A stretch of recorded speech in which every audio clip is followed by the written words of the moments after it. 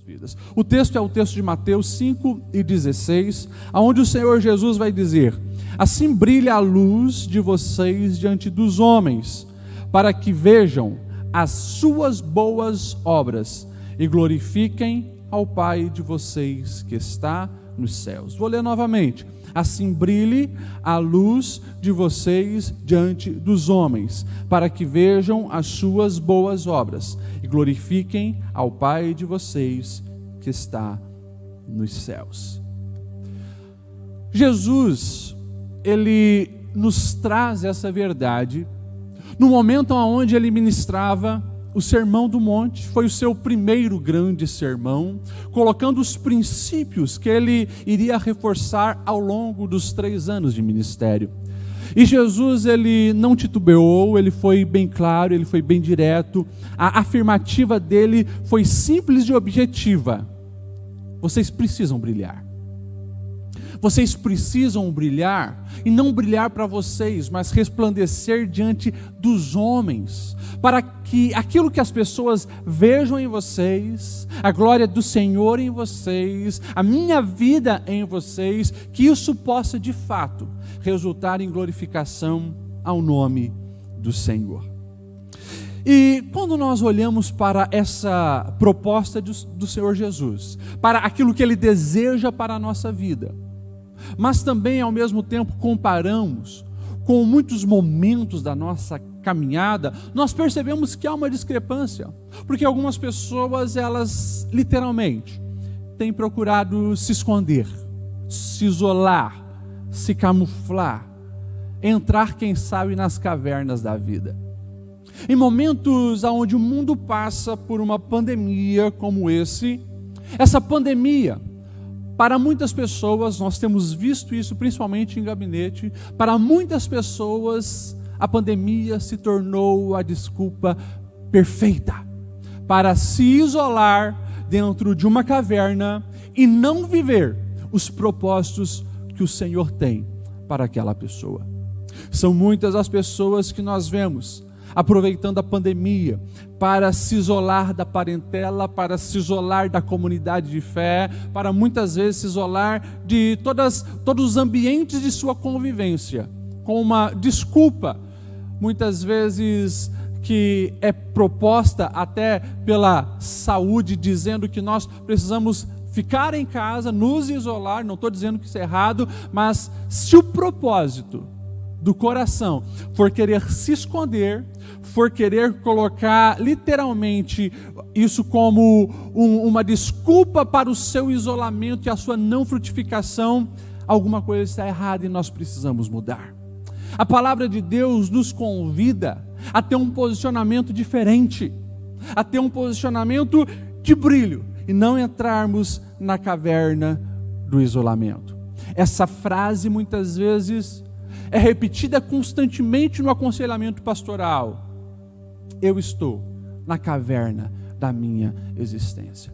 E quando nós pegamos essa palavra caverna e olhamos nos textos bíblicos, nós vamos ver muitas pessoas que entraram literalmente em caverna, e algumas coisas determinantes ali aconteceram. Por exemplo, nós vamos ver Ló entrando numa caverna, depois de sair fugido de Sodoma e Gomorra, depois de perder a sua esposa, nós vamos ver ele entrando numa caverna.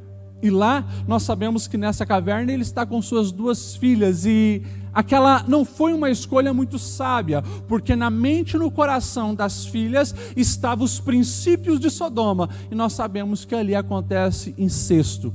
Aquelas meninas embriagam o próprio pai, deitam com o próprio pai, engravidam-se do próprio pai, e 2 nações surgem que se tornam nações contrárias, nações inimigas do povo de Deus. Nós vamos ver também Sansão entrando numa caverna. Sansão era aquele homem que era cheio de força, cheio de vigor, e em certo momento, depois dele perder o primeiro casamento e arrumar uma grande confusão com os inimigos, nós vamos ver que ele literalmente se esconde numa caverna. E na caverna, Sansão está sozinho, Sansão não construiu relacionamentos sólidos, Sansão não tem amigo, e ele fica algumas horas isolado numa caverna. Nós vamos ver cavernas com uma coletividade presente, como foi a caverna de Davi. O texto da Bíblia vai dizer que Davi entrou numa caverna, a caverna de Adulão, e lá ficou, e lá também foi se ajuntando pessoas. Davi faz escolhas diferentes dentro da caverna, mas a caverna de Davi era uma caverna de refúgio, porque ele estava sendo perseguido, ele estava sendo caluniado, e ele entra naquela caverna para se esconder. Nós vamos ver também cavernas de desânimo, como foi a caverna de Elias. Depois que Deus o usa poderosamente para derrotar os profetas de Baal, nós vamos ver Elias, ele sai da região de Israel e ele vai lá para a península do Sinai. E lá no Horebe, lá no monte de Deus, ele se esconde numa caverna, até que Deus se revela para ele, se manifesta para ele, dizendo para ele sair da caverna. Muitas são as cavernas que nós vemos na Bíblia, mas todas elas servem para nós trazermos para a nossa realidade familiar, emocional, a respeito dos propósitos da nossa vida, porque nós também passamos por essas cavernas. Quem sabe uma caverna como a de Ló, medo do que poderia acontecer, vai se refugiar numa caverna, cavernas do medo. Quem sabe a nossa caverna seja também uma caverna como a de Sansão. Perdeu o primeiro casamento, muito decepcionado, não tem ninguém para abrir a sua alma, ele vai para uma caverna e se isola. Quem sabe a nossa caverna seja como de Davi, uma caverna de refúgio. É um momento que nós precisamos nos esconder porque estão querendo nos prejudicar. Ou quem sabe uma caverna como a de Elias, cansado da situação, a caverna do desânimo, ele vai se esconder de tudo e de todos. Mas quando nós falamos a respeito desse assunto de cavernas, há 3 verdades que eu gostaria de, nesta noite de domingo, compartilhar para você, para que fique registrado no seu coração e você não se esqueça disso. Primeira grande verdade é que sim, as cavernas fazem parte da nossa vida, fazem parte do processo da nossa caminhada, cedo ou tarde. Todos passaremos pelas nossas cavernas existenciais. E é importante você saber isso para que não haja um sentimento de culpa e de que você é o único no mundo que passa por essas situações. Todos nós temos as nossas dificuldades, todos nós temos pessoas querendo nos fazer mal, todos nós temos momentos de desânimo, todos nós temos momentos de querer se esconder de tudo e de todos. São as cavernas da vida. Inclusive, você que é homem de Deus, mulher de Deus, você que é um cristão fervoroso, você que serve ao Senhor por muitos anos, nós temos aqui grandes heróis, como Davi e como Elias. Um Davi que já havia derrotado Golias e mostrado o seu nível de fé em Deus. Um Elias que derrotou os 400 profetas inimigos que estavam ali para o prejudicar. Homens de Deus, homens que oravam e faziam fogo cair do céu, passaram por esses momentos e entraram nas cavernas. Sonda a sua alma, identifica qual é a caverna que você está vivendo. Quem sabe seja a caverna do medo coletivo que muitos estão passando, um medo de uma pandemia que assolou o mundo, um medo de ser contaminado com o Covid-19, ou quem sabe o medo de perder o emprego, o medo de que esse isolamento, esse fique em casa, prejudique os seus negócios, prejudique a sua vida, prejudique a sua fonte de renda. Medos. E quem sabe você se isola, nesse momento você entra na sua caverna. Quem sabe essa caverna que você entrou é medo de ser ferido novamente. Você confiou em alguém e essa pessoa te traiu e te machucou. Você abriu a alma para alguém e essa pessoa usou da intimidade e do acesso que tinha ao teu coração para se voltar contra você. E você não quer mais se machucar, então você se isola de todo mundo e entra na sua caverna. Quem sabe a caverna que você se enfiou seja a caverna do fracasso. Você tentou, você se esforçou, você deu o teu melhor, mas a situação que você criou tanta expectativa não aconteceu. Aquilo aonde você colocou o seu esforço e a sua alma não lhe trouxe resultado, e esse fracasso fez com que você entrasse na sua caverna. Quem sabe você entrou numa caverna de descrença, porque você viu coisas erradas acontecendo e você se bloqueou. Você não acredita mais no projeto de Deus para a família, você não acredita mais no chamado de Deus ao seu ministério, você não acredita mais nas pessoas que te cercam naquela empresa, você se isola, você não crê em mais nada e não crê em mais ninguém. Mas nós também precisamos entender que por mais que todos nós passamos por cavernas, as escolhas que nós fazemos enquanto estamos dentro dessa caverna, elas são determinantes para as nossas vidas. Escute o que eu estou dizendo.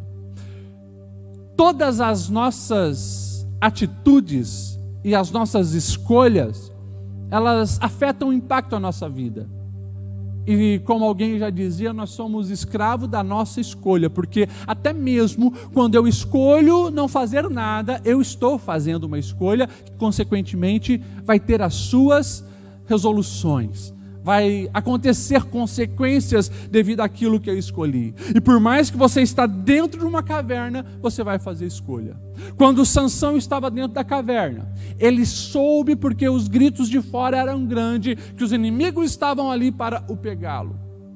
Ele se entrega para o povo de Israel, que entrega a mão dos inimigos. Ele tem que tomar uma decisão. E ele é forçado a sair daquela caverna. Elias também fica pouco tempo na sua caverna, porque Deus vai a ele, Deus se manifesta para Elias, e ele entende que ainda tem um propósito. Deus é bem claro: unja Azael como rei da Síria, unja Jeú como rei de Israel, unja Eliseu como profeta no seu lugar.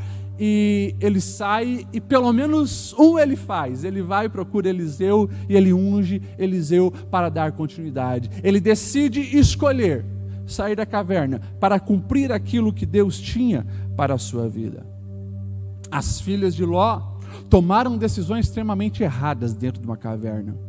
Já estavam fugindo, se isolando, e com os princípios errados na mente e no coração, elas caíram em incesto com o pai, e duas nações inimigas do povo de Deus ali foram formadas.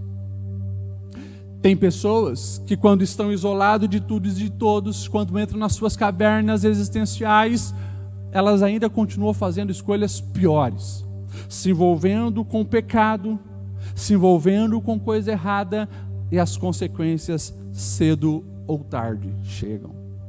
Mas também tem pessoas que estão dentro de uma caverna como Davi. Foi lá se refugiar, foi lá para preservar a sua vida, foi lá porque Saul, que era para ser amigo, o perseguia e queria matar. Ele se isola, mas no seu isolamento nós sabemos que ele decide buscar ao Senhor. Ele fez da sua caverna um momento de buscar e conhecer mais a Deus. As orações de Davi, registradas nos Salmos, evidenciam isso. Podemos ler pelo menos alguns versículos do Salmo 57, aonde Davi ele vai dizer: misericórdia, ó Deus, misericórdia, pois em ti a minha alma se refugia. Eu me refugiarei à sombra das tuas asas, até que passe o perigo. Eu clamo ao Deus Altíssimo, a Deus que para comigo cumpre os seus propósitos, e dos céus Ele me envia salvação. Põe em fuga os que me perseguem de perto. Deus envia o seu amor e a sua fidelidade. Esse é Davi. E claro, como ele decide buscar o Senhor mesmo dentro da caverna, ele vai aprendendo, ele vai amadurecendo, e ele vai atraindo outras pessoas que chegam até lá e são também lapidadas por aquilo que ele estava vivendo. Mas Davi, ele sabia que aquilo era para propósitos maiores, aquilo era para propósitos eternos. E aqui vem a terceira verdade que você não pode esquecer. Por mais que todos nós passamos por caverna, por mais que as decisões que nós vamos tomar dentro das cavernas, elas são determinantes, nós precisamos ter uma convicção para a nossa alma. A convicção é a proposta de Jesus. Fomos chamados para brilhar, fomos chamados para mostrar coisas boas aos homens, aquilo que Deus nos deu. Então grave isso: a caverna, ela não pode ser o seu endereço permanente. Eu vou repetir: cavernas não podem ser o seu refúgio permanente, o seu endereço permanente. Por mais que ele seja uma passagem, Deus não criou você para estar isolado dentro de cavernas. Quando nós olhamos um Davi que busca a Deus dentro da caverna, nós sabemos que ele está preparando o coração dele para viver os projetos de Deus. Já havia sido ungido, ele seria rei. Ali era uma fase, ali era um processo, ali era um trabalhar divino na sua alma. Ei, você que me escuta nesta noite de domingo, independente de onde você está, o que você está passando, saiba que Deus não te criou para viver trancado em um lugar, para não viver na escuridão de uma caverna. Deus deseja que você saia desse lugar, que você resplandeça a glória de Deus e que você viva grandes projetos nas mãos de Deus. Quando nós olhamos para a palavra, nós vamos ver um dos grandes líderes que a humanidade já presenciou, chamado Moisés. Alguém que nasce do povo de Deus, mas é criado como um egípcio. Ele tem o DNA do povo de Deus, ele conhece as verdades de Deus, mas ele também tem toda a cultura, toda a bagagem do maior império de sua época. Era Deus o preparando para grandes projetos de liderança. Mas nós também sabemos que depois que ele vai defender um hebreu e ele acaba matando um egípcio, ele sai fugido para Midian. E o deserto de Moisés dura alguns anos. É 40 anos no deserto, pastoreando rebanhos, conhecendo aquele lugar. E até mesmo nesse momento de deserto da sua vida, Deus estava ensinando Moisés a ser dependente dele, para que lá na frente ele viesse como libertador e levasse o povo de Deus à terra prometida. Quando nós olhamos para outros personagens da Bíblia, nós vamos ver também posicionamento de pessoas que, assim como Moisés, entenderam que aquilo precisava ter um fim, para que Deus cumprisse os seus propósitos. Nós vamos ver um Pedro que nega Jesus, e um Pedro que volta a pescar, um Pedro que passa alguns dias quietinho, em silêncio, não se manifestava como o líder dos apóstolos. O curioso é que Pedro sempre foi afoito, impulsivo, sempre dando o primeiro passo, mas quando Jesus se manifesta no meio dos discípulos, uma vez sem Tomé, outra vez sem Tomé, Pedro está quietinho, Pedro não fala nada, ele está na sua caverna emocional, desacreditando no seu próprio chamado, no seu próprio ministério, reconhecendo que era indigno de dar continuidade ao chamado de Deus na sua vida, e ele volta a pescar. Mas Jesus vai lá para Galileia, Jesus o chama novamente, Jesus perdoa Pedro, e ele entende que havia chegado a hora de sair e se tornar de fato aquilo para o qual Deus o havia chamado. Nós temos um Paulo que ele mesmo vai dizer quando está escrevendo aos Gálatas, que depois da sua conversão e da sua experiência, ele precisa passar 3 anos isolado, 3 anos na caverna, 3 anos na Arábia, para que tudo aquilo que ele havia feito, tudo aquilo que ele havia aprendido equivocadamente fosse transformado, e ele fosse então preparado para grandes projetos que Deus havia reservado para a sua vida. Ou seja, todas as histórias que nós encontramos nas Sagradas Escrituras nos apontam que as pessoas, inclusive os filhos de Deus, passam pelas suas cavernas existenciais, mas aquilo não é endereço final. Aquilo é um momento para que haja também amadurecimento, crescimento, dependência de Deus, para viver os grandes projetos que Deus tem para a vida dos céus. E é assim que nós chegamos na conclusão dessa reflexão. Eu pergunto para você, será que essa pandemia não tem sido uma desculpa para você entrar na sua caverna? E você não está vivendo os sonhos e projetos que Deus tem para a tua vida? Você tem sonho de ser um instrumento poderoso na mão do Senhor? Você tem sonho de edificar o seu lar e a sua família? Você tem sonho de empreender, de fazer, de realizar, mas você se esconde, você está isolado. Que a tua oração seja: Senhor, cumpra em mim os teus propósitos e a tua vontade. Mesmo nesse momento de caverna, eu quero buscar a tua presença para crescer, amadurecer, ser lapidado e poder viver os teus propósitos na minha vida. Ei, o chamado de Deus para você e para mim: brilhe a vossa luz diante dos homens, para que eles vejam as vossas boas obras e glorifiquem ao Pai que está no céu. Quem sabe você que me assiste nessa noite diz: pastor, eu me sinto como um morto, a minha alma está adormecida, eu não tenho mais prazer, eu não tenho mais alegria, eu estou para baixo, eu estou depressivo, eu não vejo mais sonhos para acontecer, eu não tenho mais propósito na minha existência. Ei, eu quero te lembrar que esse Jesus, que nos chama para resplandecer a luz do Senhor, em um momento ele chegou também diante de uma caverna onde ali havia morte. Ela era lá na vila de Betânia, e lá estava sepultado um dos seus amigos, Lázaro. Mas diante daquela caverna, onde havia um defunto, ele diz: retire a pedra, e ele chama Lázaro para fora, porque esse é o Deus que também gera vida aonde não tem mais vida. Havia propósitos ainda para a vida daquele homem chamado Lázaro. E quando chegou o Mestre Jesus, o milagre aconteceu e a vida entrou naquele homem. O Senhor continua fazendo isso.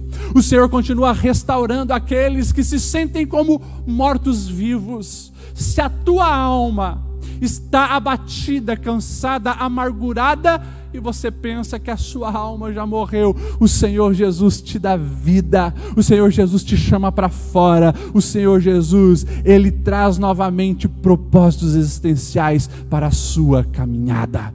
Creia nisso, porque o nosso Deus não mudou, Ele é o mesmo ontem, hoje e eternamente, e continua chamando eu e você para sair da caverna. Eu quero orar pela sua vida. Eu quero orar por você que nos acompanhou nessa live. Eu quero pedir a bênção de Deus para você que conseguiu identificar qual é a caverna que você entrou. Quem sabe na sua vida profissional está tudo bem. Quem sabe você está na sua vida profissional tendo sucesso e bons resultados, mas a sua vida espiritual não. Você entrou numa caverna. Quem sabe seja na sua vida ministerial que você se isolou, ou quem sabe diante das pessoas mais perto, a sua família, você se transformou em alguém frio, alguém que se isola, alguém que foge, alguém que não quer sentar na mesa e compartilhar mais vida. O Senhor Jesus está te chamando para fora. Vamos orar? Deus, obrigado pela sua palavra, que sempre fala poderosamente aos nossos corações. E nós estamos aqui nesse momento, Senhor, diante da tua palavra, entendendo o teu chamado para nós. Precisamos brilhar diante dos homens, precisamos manifestar obras que glorifiquem a Deus, mas também nas angústias, nos dilemas, nas aflições da vida. Muitas vezes nos isolamos, nos acomodamos em lugares, Senhor, que não estão descritos para ser o nosso endereço final. Em nome de Jesus, eu quero pedir que o Espírito Santo esteja gerando vida neste coração que nos assiste nesse momento. Espírito Santo, vai aonde está esse homem, esta mulher, esse jovem, esse adolescente, e gere vida.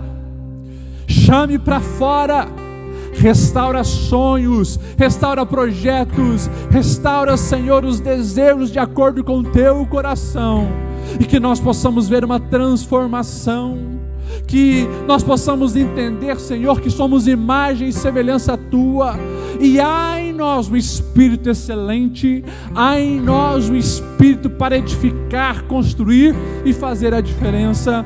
É assim que nós pedimos aos céus a bênção sobre essa pessoa, em nome de Jesus.